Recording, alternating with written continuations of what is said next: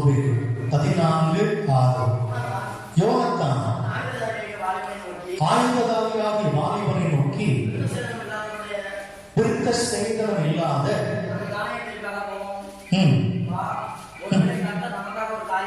ஒருவேளை கர்த்தர் நமக்காக ஒரு காரியத்தை செய்வார். அல்லேலூயா. யோனத்தான் தன்னுடைய ஆயுததாரியாகிய வாலிபனை நோக்கி சொல்லுகிறார், வா, அந்த விருத்த சேதனம் இல்லாத பெலிஸ்தியர் பக்கம் போவோம், கர்த்தர் நமக்காக ஒரு காரியத்தை செய்வார். அதை கொஞ்சம் மாற்றி சொல்லணும்னா, கர்த்தர் ஒரு புதிய காரியத்தை செய்வார். ஆமென். அல்லேலூயா. ஆமென். நீங்கள் எதிர்பாராத ஒரு புதிய காரியத்தை தேவனால் செய்ய முடியும். ஏனென்றால் இதை யோனத்தான் கர்த்தர் மேல் விசுவாசம் வைத்தவனாய் திரள் கூட்டமாய் கூடியிருக்கிற பெலிஸ்தியருக்கு முன்பதாய் அவன் கடந்து போகிறான். போகிற வழியில பாத்தீங்கன்னா 1 சாமுவேல் 14:4 பாத்தீங்கன்னா அவர்கள் போகிற பாதை எப்படிப்பட்டது என்பதையும் வேதத்தில் வாசிக்க முடிகிறது. அது வாசிக்க 14:4.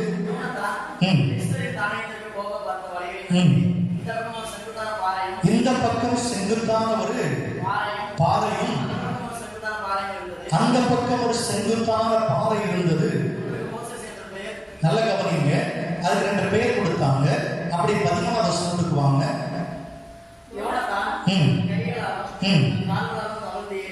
கைகளினாலும் கால்களினாலும் தவழ்ந்து ஏறிக்கொண்டிருக்கிறான். ஆமென். அல்லேலூயா. அல்லேலூயா. யோனத்தான் சொன்ன காரியம் என்ன? கர்த்தர் நமக்காக ஒரு காரியத்தை செய்வார். இங்கே ஏறி போக வேண்டிய பாதையோ செங்குத்து பாதை. அந்த பக்கமாக ஏறி போகிறாங்க. 2 பக்கம் எப்படி இருக்குது? செங்குத்தா இருக்குது. நல்லா கவனிங்க. இந்த செங்குத்தான மலைக்கு மேல ஏறி கீழே இறங்கணும். அங்க யார் இருக்கிறாங்க?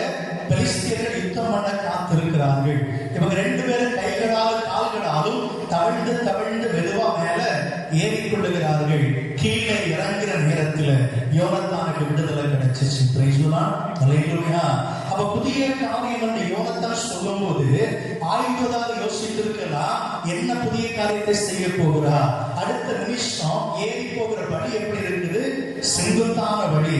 இதை பார்த்த ஆயுததாரி என்ன நினைச்சிருக்கலாம், இந்த செங்குத்தான வழியில ஏற வழி இல்லை, நமக்கு எப்படி புதிய காரியம் நடக்கும்? கடைசியில கஷ்டப்பட்டு தவழ்ந்து தவழ்ந்து மேல இறங்கியாச்சு, மேலேயாச்சு. ஏறிட்டு மேல பார்த்தா கீழே அவ்வளவு கடற்கரையினராய் பெலிஸ்தியருடைய தாயம் இருக்கிறது. இப்ப யோசித்து பார்த்தா எப்படி இதுல புதிய காரியம் நடக்கும்?